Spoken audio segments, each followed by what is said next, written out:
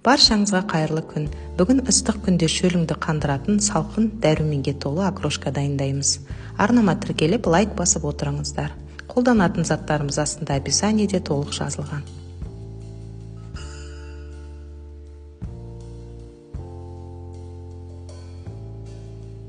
Ең алдымен үй үккішінен редискамызды өткізіп аламыз.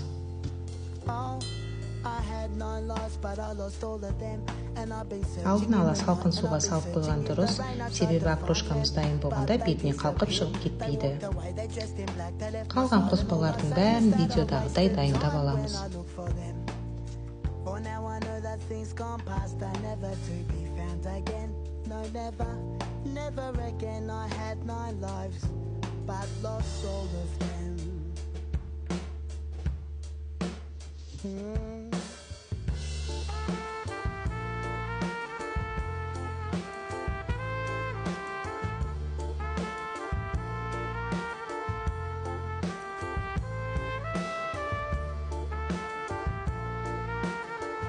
Ас көкті майдалап тураймыз.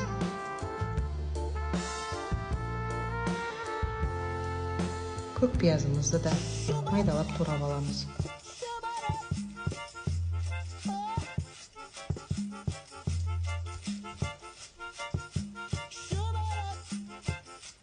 Көк пиязды алдын ала тұздап қосқан дұрыс. Шырыны шығып ерекше дәм береді. Енді шұжығымызды төртбұрыштап тураймыз. Орнына асылған етпен алмастырсаңыз болады.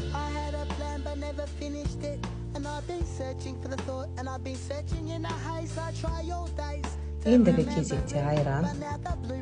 Мен майонез қостым. Майонездің орнына қаймақты қоссаңыз да болады. Қыша, желкек, түсініктірек болу үшін горчица, хрен қостым.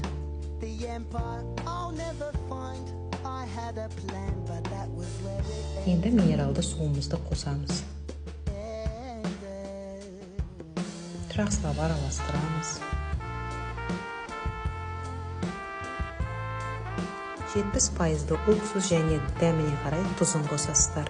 Окрошкамыз дайын. Ас болсын. Арнама тіркеліп, лайк басып отырыңыздар. Әлі де көп рецепт саламын. Өткізіп алмаңыздар.